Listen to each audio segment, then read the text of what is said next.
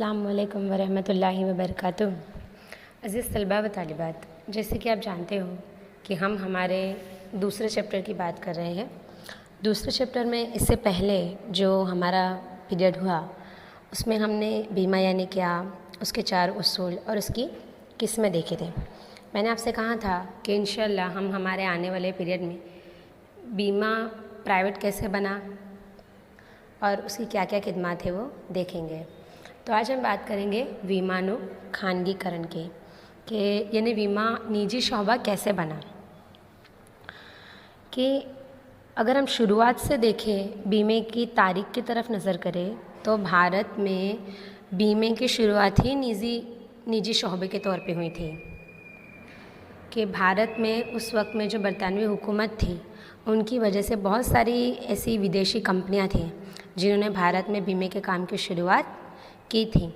लेकिन भारत में सबसे पहले जब भारत आज़ाद हुआ उसके बाद बीमा कैसे शुरू हुआ, अंडरलाइन करेंगे।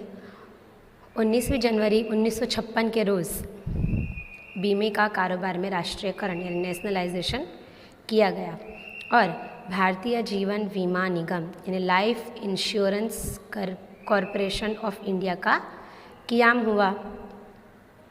इसके बाद 1 जनवरी 1973 के रोज़ से बीमे का राष्ट्रीयकरण यानी उसका नेशनलाइजेशन किया गया। अब इतना ही नहीं बल्कि बीमे के शोबे की कामगिरी को जांच सके इसके लिए एक कमेटी भी बनाई गई जिसने एक अहवाल पेश किया सरकार को और सरकार ने उस अहवाल को देखते हुए बीमा कंपनियों पर नज़र रखने के लिए, उन पर अपनी निगरानी रखने के लिए 1999 में इरडा यानी इरडा का पूरा नाम देखो, वीमा नियमन અને विकास सत्ता insurance regulatory and development authority IRDA का क़याम किया। कब किया? इरडा का क़याम हमारी गवर्नमेंट ने 1999 में किया, जिसके तहत जो निजी बीमा कंपनियां थी उनके लिए बीमे के शोबे में सारे दरवाज़े खोल दिए गए। कि जो निजी बीमा कंपनियां हैं उसमें FDI यानी फॉरेन डायरेक्ट इन्वेस्टमेंट 26% से बढ़ाकर 49% यानी 49% कर दिया गया। कब? 2015 में। इतना ही नहीं बल्कि ये जो 49% मूड़ी रोकाण यानी फॉरेन डायरेक्ट इन्वेस्टमेंट हो रहा है, जो विदेशी पैसा हमारे मुल्क में आ रहा है, इसका उपयोग, इसका इस्तेमाल इन्हीं बीमा कंपनियों में किया गया। अच्छा, तो ये जो इरडा बनाया गया वीमा नियमन અને विकास सत्ता, इसके उद्देश्य ये किस मकसद से बनाया गया था? इसका पहला मकसद था बीमा धारकों ने વધુ पसंदगी મળે, यानी जो बीमा लेना चाह रहे हैं उनके पास ज़्यादा ऑप्शंस हो कि भाई हम कौन से ऑप्शन को पसंद करें या हम कौन सी बीमा कंपनी में इन्वेस्ट करें। बीमा कंपनियों वच्चे तंदुरुस्त स्पर्धा के जो बीमा कंपनी है उनके बीच में एक हेल्दी कंपटीशन करवाया जाए ताकि लोगों को अच्छी खिदमत वो फराहम कर सकें। फिर तीसरा अर्थतंत्र માટે ભંડોળ મેળવવા કે जो हमारा माशी ढांचा है हमारे मुल्क के लिए पैसों का ज़ख़ीरा हासिल करने के लिए बीमा कंपनियों में स्वनियंत्रण लाऊं, जो बीमा कंपनियां थी वो खुद पर काबू कर सकें, इसके लिए भी इरडा को बनाया गया। और लास्ट के फरियाद निवारण तंत्रनी व्यवस्था करवी, यानी अगर आपने बीमा लिया है और अगर आपकी कोई फरियाद है तो आप किस में कर सकते हो? इरडा में कर सकते हो, बीमा नियमन અને विकास सत्ता में कर सकते हो। वो आपकी प्रॉब्लम का सॉल्यूशन आपको ला कर देंगे। इसके बाद अब हमारे बीमा के टॉपिक फ़िलहाल यहाँ पे पूरे हो रहे हैं। अब हम खिदमत की बात कर रहे हैं। देखो, सबसे पहले हम देखेंगे टपाल सेवाओं।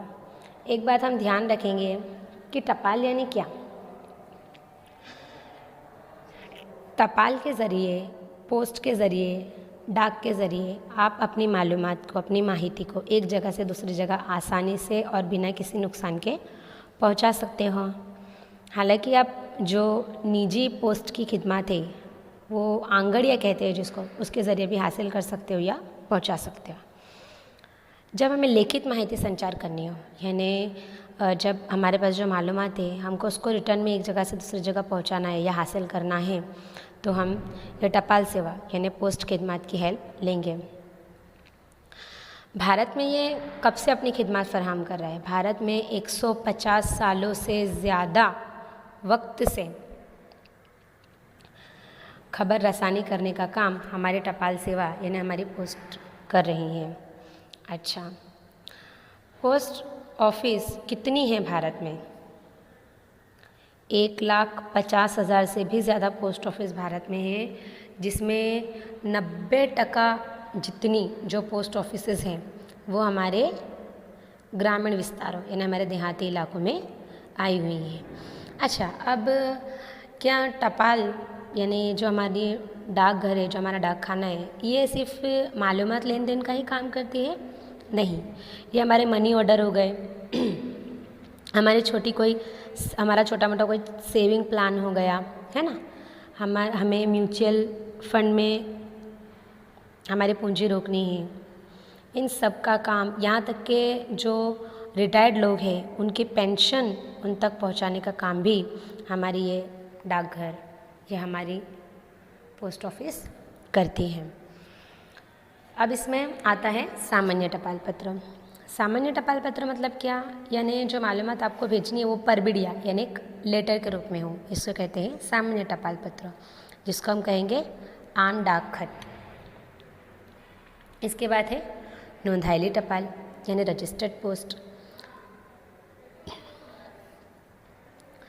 ये रजिस्टर्ड पोस्ट में क्या होगा? जिसका एड्रेस आपने दिया है उस तक आपकी जो टपाल है, आपकी जो पोस्ट है वो उस तक पहुंचाई जाएगी। लेकिन इसमें आपको जो हमने सामान्य टपाल पत्र देखा उससे थोड़ी ज़्यादा कीमत चुकाना पड़ती है, और ये जिसको भेजी गई है उसे मिली या नहीं इसके सबूत के तौर पर उस इंसान को वो पोस्ट देने के बाद उसकी साइन ली जाती है। इसके बाद आता है हमारा पार्सल सेवा। पार्सल सेवाओं किसे कहेंगे? जिन सामान की हेर फेर में यानी अदल बदल में कायदे के ज़रिए किसी भी तरीके की पाबंदी ना लगाई गई हो, उन सारे सामानों को हम एक जगह से दूसरी जगह पहुंचा सकते हैं, उसे कहते हैं पार्सल की खिदमत। अच्छा, हम इस पार्सल की खिदमत का बीमा भी ले सकते हैं। किसी भी पोस्ट ऑफिस से आप अपने पार्सल का बुकिंग करवा सकते हैं। जो पार्सल भेजने वाला होता है उसको पार्सल भेजने की फ़ी पोस्ट ऑफिस को चुकता करनी होती है। उसके बाद आता है वैल्यू पे एबल पोस्ट। वैल्यू पे एबल पोस्ट यानी क्या? कि जब आपने किसी चीज़ का ऑर्डर दिया है और आपके घर तक आ गई है, तो जब आप पोस्ट ऑफिस में जा रहे हो या पोस्ट के ज़रिए वो सामान आपके घर तक आ गया है, तो आपको वो सामान लेने के बाद वो पैसे पोस्ट ऑफिस में या उस डाकिए को देने होंगे। फिर वो डाकिया या पोस्ट ऑफिस और आपके जो पैसे हैं आपके ऑर्डर के हिसाब से वो जो आपका मेन व्यापारी था या जो आपका मेन जिससे आपने चीज़ खरीदी है उस तक पहुंचा देंगे। इसको कहते हैं वैल्यू पेएबल पोस्ट। इसके बाद आता है स्पीड पोस्ट। स्पीड पोस्ट किसे कहेंगे? कि ये जो हमारा डाक खाता है ये भारत में तय करदा जगहों पर पार्सल की डिलीवरी तय करदा वक्त में पहुंचा देता है। इसके लिए आप बीमा भी ले सकते हो, लेकिन आपको इसके लिए थोड़ी ज़्यादा कीमत चुकती करनी होती है। इसमें कौन कौन सी चीज़ें होंगी? स्पीड पोस्ट जो कि हम पार्सल के लिए, और सामान्य टपाल यानी जनरल पोस्ट जो पार्सल से ज़्यादा हो, लेकिन इसमें आपको थोड़ी ज़्यादा कीमत देनी होती है। इसके बाद आता है एक्सप्रेस पार्सल। एक्सप्रेस पार्सल ये अफराद को और कारोबारी इकाई को दोनों को अपनी खिदमत फराहम करती है। एक्सप्रेस पार्सल तय करदा वक्त में बहुत ही रफ्तार से एक जगह से दूसरी जगह सामान वगैरह पहुंचा देता है। इसके लिए किसका यूज़ करता है हमारा पोस्ट? हवाई मार्ग यानी हवाई रास्ता पसंद करते हैं और आसानी से एक जगह से दूसरी जगह और बहुत ज़्यादा रफ्तार से, बहुत ज़्यादा तेज़ी से एक से दूसरी जगह सामान को पहुंचा दिया जाता है। लेकिन ध्यान रखना कि सबसे ज़्यादा फ़ी या सबसे ज़्यादा पैसे अगर आपको किसी पार्सल के चुकाने होते हैं तो वो होते हैं एक्सप्रेस पार्सल में। उसके बाद आता है बचत सेवा। जैसे मैंने आपको स्टार्टिंग में भी कहा था कि जो हमारी पोस्ट ऑफिस है ये सिर्फ हमारे लेटर लेने देने का ही काम नहीं करती, बहुत सारी दूसरी खिदमत भी हमें फ़राहम करती है। वो खिदमत कौन कौन सी है? बचत खाते कि यहाँ पे आप सेविंग खाता खोल सकते हो। फिर 5 वर्षीय रिकरिंग डिपॉजिट यानी जिसमें आप 5 साल के लिए अपने पैसे रख सकते हो। उसके बाद मासिक आवक योजना जिसमें आप मंथली पैसे रख सकते हो। फिर जो बुज़ुर्ग होते हैं उनके लिए वयस्क नागरिकों माटेनी बचत योजनाओं के जो बुज़ुर्ग होते हैं वो अपनी कुछ बचत वहाँ पे रख सकें। फिर राष्ट्रीय बचत पत्र, फिर 5 અને 10 વર્ષના સમયગાળા માટે કિસાન વિકાસ પત્રો यानी जिसमें किसान 5 से 10 साल के वक्फे के लिए अपने पैसे रख सकते हैं। सुकन्या समृद्धि खाता जिसमें आपको अमुक लिमिटेड टाइम के लिए 5 साल 10 साल 15 साल के लिए अपने पैसे रखने होते हैं और जब आपका वक्त पूरा हो जाता है तब आपको पैसे ब्याज के साथ मिलते हैं। बैंक की तरह आप पोस्ट ऑफिस में अपना खाता भी खोल सकते हो। इसमें आपको चेक बुक भी मिलती है और इसमें आपको ATM भी मिलता है। इसके बाद हम बात करेंगे हमारी रिकरिंग डिपॉजिट योजना की। रिकरिंग डिपॉजिट योजना और टाइम डिपॉजिट योजना ये आपस में ज़रा मिलती है। रिकरिंग डिपॉजिट योजना में क्या होगा? इसमें अफराद जिसने खाता खोला है वो पहले से तय की गई रकम को एक तय करदा तारीख पर बैंक में जाकर पोस्ट ऑफिस में जाकर भरकर आ जाएगा। 5 साल के बाद जो नक्की की रकम थी और जो नक्की किया हुआ ब्याज था उसके साथ 5 साल के बाद उसको सारी रकम दी जाएगी और अगर ये चाहे तो 5 साल से ज़्यादा अपने पैसों को वापस पोस्ट ऑफिस में ही रख सकता है। इसके बाद आती है टाइम डिपॉजिट। टाइम डिपॉजिट में क्या होगा? टाइम डिपॉजिट में आप 1 साल के लिए, 2 साल के लिए, 3 साल के लिए या 5 साल के लिए 200 रुपये या फिर उससे ज़्यादा के पैसे रख सकते हो। इसमें ब्याज की गिनती हर 3 महीने में होंगी लेकिन आपको ब्याज के पैसे हर 1 साल में मिलेंगे। आप एक पोस्ट ऑफिस से दूसरी पोस्ट ऑफिस में अपने इस खाते को तब्दील कर सकते हो। ये खाता खोलने के बाद इसकी मुद्दत पूरी हो इससे पहले अगर आप इसको बंद करना चाहते हो तो आप कभी भी बंद कर सकते हो। इसके बाद आता है राष्ट्रीय बचत पत्र। राष्ट्रीय बचत पत्रों में जो रोकाणकार है यानी जो सरमायाकार है इनको पोस्ट ऑफिस में से नक्की कर ले वक्त में ये बचत पत्र खरीदने होते हैं। इन बचत पत्रों का वक्त कितना होता है? 5 या 10 साल का होता है। आपका जो टपाल खाता है वो आपको पहले से इसमें आपको कितना ब्याज मिलेगा उसकी मालूमात दे देता है और फिर जब आपके 5 या 10 साल पूरे हो जाते हैं तब आप अपनी ब्याज की रकम के साथ अपने पैसों को वापस ले सकते हो। इसके बाद आता है किसान। अब हम देखेंगे जाहिर भविष्य निधि जिसको कहते हैं पब्लिक प्रोविडेंट फंड। इसमें कोई भी जनरल इंसान अपना खाता खोल सकता है। इस खाते की मुद्दत कितने साल की होती है? इस खाते की मुद्दत होती है 15 साल की। इसमें आप कम से कम 500 रुपये भरकर अपना खाता खुलवा सकते हो और 15 साल की मुद्दत पूरे होने के बाद अगर आप चाहो तो वापस 5 साल के लिए अपने खाते का वक्त बढ़ा सकते हो। लेकिन 15 साल से पहले आप इस खाते को बंद नहीं कर सकते। और अगर मान लीजिए कि जो खाता धारक है अगर उसका 15 साल से पहले इंतकाल हो जाता है, वो दुनिया छोड़ के चला जाता है, जो उसका वारसदार है उसको ये सारी रकम मिल जाएगी। इसके बाद आता है पोस्टल वीमो। भारत में आज़ादी से पहले कल्याण योजना के तहत पोस्टल बीमा की शुरुआत हुई थी। पोस्टल बीमा कौन खोल सकता है?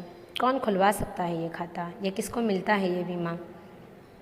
ये बीमा मिलता है अर्ध सरकारी कर्मचारियों, जो अर्ध सरकारी शोबों में काम करते होंगे उनको ये खिदमत फराहम की जाती है। इसकी सबसे बड़ी खासियत क्या है कि इसमें ओछू प्रीमियम यानी आपको भरने हैं कम यानी वधु बोनस और इसमें आपको बोनस मिलेगा ज़्यादा। इसकी शुरुआत आज़ादी से पहले की गई थी। इसके बाद आता है मासिक आवक योजना, मंथली इनकम स्कीम। जो रोकाणकार है, जो इन्वेस्टर है, उनको हर महीने इसमें ब्याज की रकम मिलेंगी। अगर कोई इंसान सिर्फ अपने नाम पर चाहे तो भी खुलवा सकता है और अगर जॉइंट अकाउंट यानी संयुक्त खाता खुलवाना चाहे तो भी खोल सकता है। ये खाता सिर्फ 5 साल के लिए ही आप खोल सकते हो। इसको आप अपनी ज़रूरत के मुताबिक एक पोस्ट ऑफिस में से दूसरी पोस्ट ऑफिस में तब्दील कर सकते हो। इसके बाद आता है हमारा मनी ऑर्डर। मनी ऑर्डर यानी क्या? मनी ऑर्डर यानी पोस्ट ऑफिस के ज़रिए एक जगह से दूसरी जगह पैसे भेजने का इंतज़ाम। इस खिदमत के बदले पोस्ट ऑफिस को आपको क्या चुकाना पड़ता है? कमीशन। जिस अफराद को आपने पैसे भिजवाए हैं उसकी साइन लेकर उसे ही पैसे दिए जाते हैं। अंडरलाइन करेंगे कि टपाल खाते के ज़रिए ऑनलाइन टेक्नोलॉजी के इस्तेमाल से इंस्टेंट मनी ऑर्डर IMO की शुरुआत की गई है, जिसमें आप पूरे भारत में 1000 रुपये से लेकर 50,000 रुपये तक की रकम आसानी से पहुंचा सकते हो। इसमें पैसे भेजने वाले को एक प्राइवेट नंबर दिया जाता है। ई मनी ऑर्डर के ज़रिए आप 1 रुपये से लेकर 5000 तक की रकम पहुंचा सकते हो। इसकी सबसे बड़ी खासियत ये है कि आपने जिस एड्रेस पर ये पैसे भेजे हैं सिर्फ 24 कलाक के अंदर, सिर्फ 24 घंटे के अंदर उसको ये पैसे दिए जाते हैं।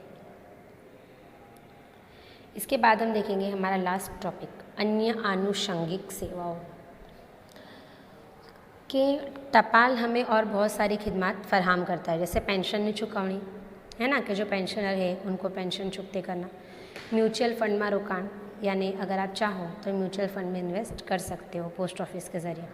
रेलवे ने टिकट बुकिंग, और हम पोस्ट ऑफिस के ज़रिए रेलवे की टिकट भी बुकिंग कर सकते हो। और बैंकिंग सेवा, जैसे हमने पहले भी देखा था कि हम सारे अकाउंट वगैरह वहाँ पे खुलवा सकते हैं। तो आज हमारा जो पोस्ट ऑफिस वाला सारा टॉपिक था वो यहाँ पे ख़त्म होता है। इंशाल्लाह हम हमारे आने वाले पीरियड में वखार यानी गोदाम और इसकी किस्मों की बात कर लेंगे। अगर आपको इस वीडियो में किसी चीज़ में ना समझ पड़ी हो तो आप मुझसे पूछ सकते हो।